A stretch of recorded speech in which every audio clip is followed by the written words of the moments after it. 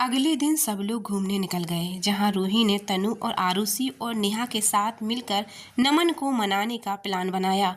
उन्होंने एक एस्ट्रोलॉजर को पैसे देकर नमन के पास भेज दिया। अरे, तुम कितने किस्मत वाले हो, जल्दी ही तुम्हारी शादी होने वाली है, जल्दी ही तुम्हें एक जीवन साथी मिलने वाला है। यह सुनते ही नमन समझ गया।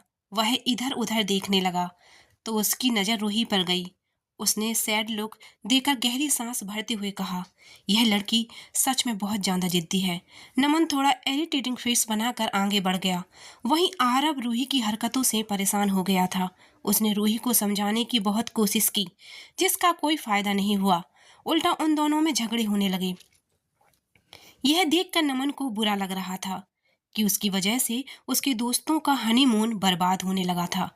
इसलिए उसने रूही को खुद समझाने की कोशिश की। रूही, मैं शादी नहीं करना चाहता, अभी इस बारे में सोचना भी नहीं चाहता।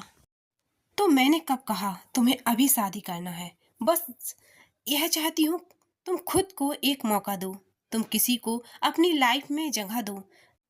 नमन, मैं तुम्हें फोर्स नहीं करना चाहती, बस यह चाहती हूँ तुम अंजना को आज़ाद कर दो, क्योंकि तुम्हें इस तरह देख वह खुश नहीं होगी। उसकी यादों से तुम आज़ाद कर अपनी लाइफ में आगे बढ़ने की कोशिश करो। एक सिंगल सवाल का जवाब दो, अगर तुम अंजना की जगह होते तो उसे इस तरह देख कर खुश रह पाते? रूही की बात इस बार नमन को सीधा दिल पर लगी। उसके पास रूही के सवालों का कोई जवाब नहीं था। कहने को तो नमन के पास सब कुछ था, लेकिन वह फिर भी अकेला था।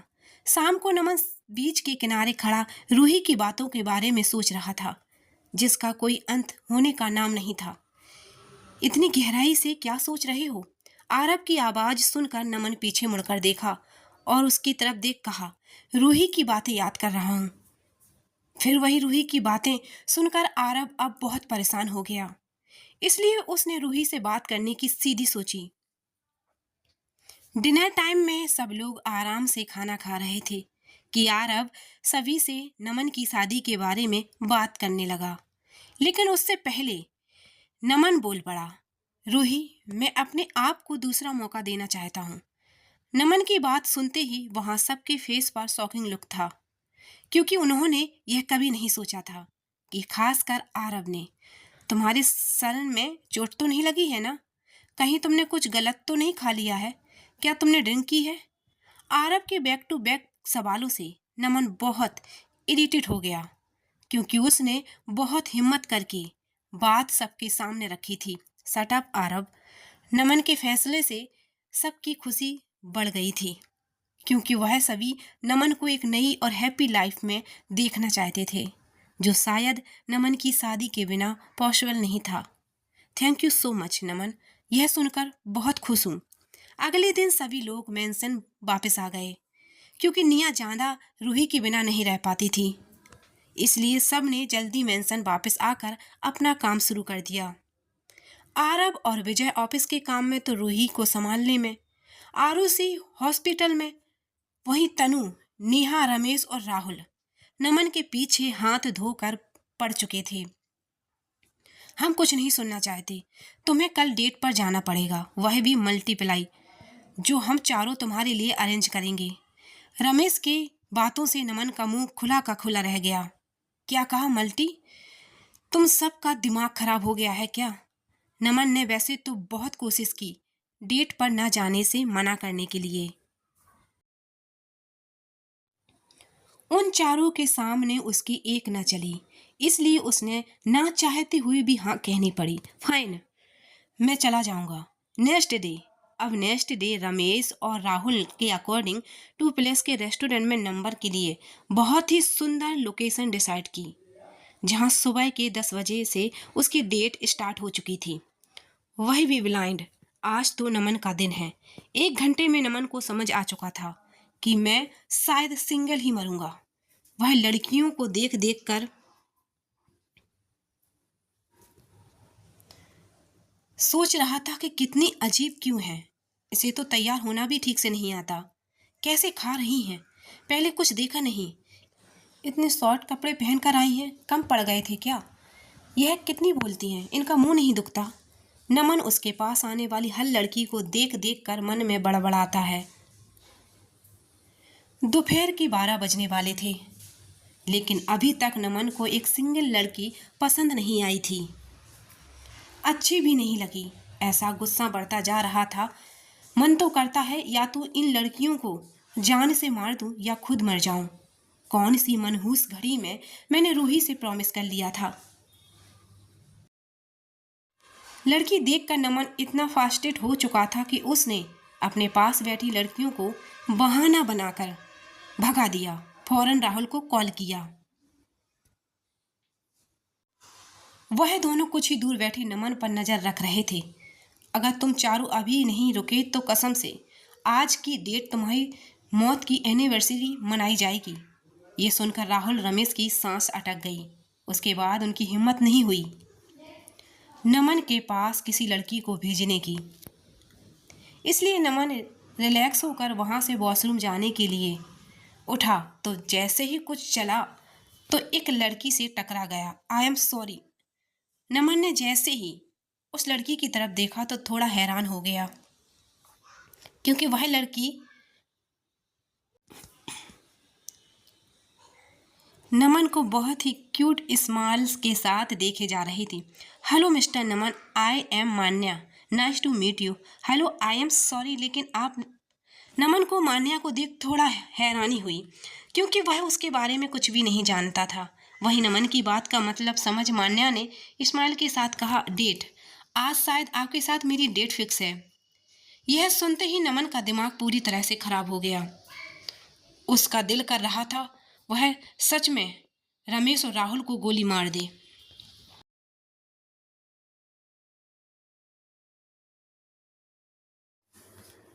आप थोड़ा रुकिए, इंतजार करिए, मैं अभी आता हूँ।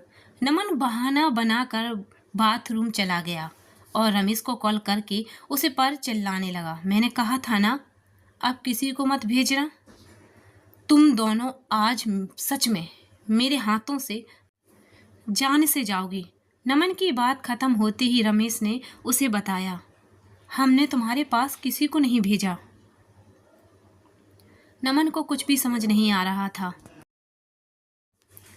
इससे पहले वह कुछ समझ पाता, उसे तनु का मैसेज आ गया जिसमें लिखा था, तुम्हारे लिए डेट और है, उसके साथ टाइम एंजॉय करना, और हाँ, भागने की कोशिश मत करना वरना रूही दी को बता दूंगी।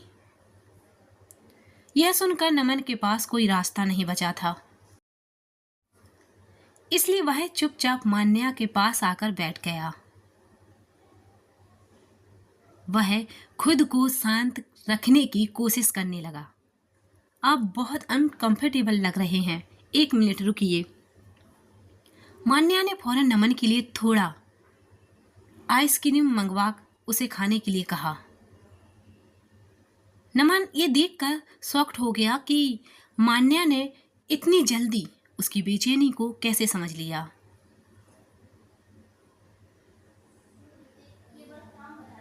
कुछ देर तक नमन को बहुत अजीब और बोर होने लगा, लेकिन जल्दी ही वह मान्या के साथ कंफर्टेबल हो गया। जल्दी ही नमन को फील हो गया कि मान्या बाकी लड़कियों से थोड़ी अलग थी, क्योंकि उसके फेस की स्माइल, आंखों की चमक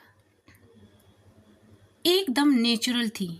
मान्या खुद में नेचुरल और रियल थी, बाकी लड़कियों की तरह फेस नहीं थी। थोड़ी ही देर में वह दोनों एक दूसरे से अच्छी बातें करने लगे थे। उसके बाद साथ में लंच किया। यह देख राहुल और रमेश के होश उड़ गए। उन्होंने यह उम्मीद बिल्कुल भी नहीं की थी। क्या सच में इसे ये लड़की पसंद आ गई है? लेकिन यह है कौन? इन्हीं सवालों के साथ रमेश ने नेहा को कॉल कर दिया, सब बताया। उसे सुनकर उसकी खुशी का ठिकाना नहीं रहा। तनु यह सुनकर बहुत खुश होकर बोली, यह तो मैं पहले से ही जानती थी, मेरे दोस्त को नमन रिजेक्ट नहीं कर सकता। शाम के टाइम सब लोग वापस मेंशन पहुंचे तो नमन ने उन्हें अपनी डेट और मान्या के बारे में सब कुछ बताया। वह लड़की अच्छी है, लेकिन अभी शादी प्यार इसका कोई भी प्लान नहीं है, इसलिए प्लीज इस बारे में कोई बात मत करना। यह सुनकर रूही ने नमन को रिलैक्स करते हुए कहा, हम तुम्हें इस बात के लिए फोर्स नहीं करेंगे। तुम्हें जब सही लगे तब तुम आगे बढ़ना। हम इसी बात से खुश हैं कि तुमने अपना पहला कदम बढ़ा लिया है। रूही नमन को अच्छे से जानती थी, इसलिए वह शादी जैसी चीज के लिए उसे फोर्स नहीं करना चाहती थी। नमन की एक लड़की से दोस्ती होने की खुशी से उसके दोस्तों में जमकर पार्टी की। वहीं आरव नमन को चिढ़ाते हुए नहीं थक रहा था। सच में तुमने एक लड़की को दोस्त बनाया है? तुम्हारी तबीयत तो ठीक है ना? कहीं भूत तो नहीं लग गए? आरव को ऐसे चिढ़ाते देख नमन ने इरिटेट होकर अपनी गन निकाल कर कहा, मेरी तबीयत तो ठीक है, लेकिन यह कुछ ठीक नहीं है।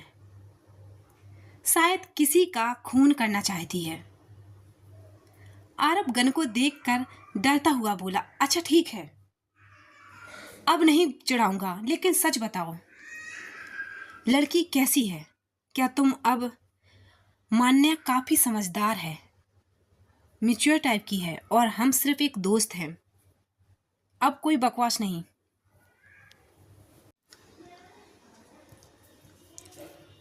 नेक्स्ट मॉर्निंग नमन को अर्जेंट काम से बाहर जाना पड़ा और बाकी सब अपने अपने काम में बिजी हैं। दोपहर का टाइम भी हो चुका था। आरव की इम्पोर्टेंट मीटिंग हुई थी, जिसमें जाने के लिए वह चला भी गया था। उसे एक कॉल आया तो नेहा के बॉडीगार्ड का था और आरव ने बॉडीगार्ड का नंबर देख फौरन कॉल रिसीव कर लिया। कॉल रिसीव होते ही उसके फेस के होश उड़ गए और वह बिना ब्रेक किए गाड़ी लेकर ऑफिस से बाहर चला गया। उसे भागता हुआ देखकर, कहाँ जा रहे हो? क्या हुआ है? विजय की बात सुनकर आरव ने ऑफिस से निकलते हुए जोर से कहा कि बॉडीगार्ड का कॉल आया था, नेहा को चोट लगी है। यह सुनते ही विजय, रमेश और राहुल भी बिना ब्रेक किए आरव के पीछे भागने लगे।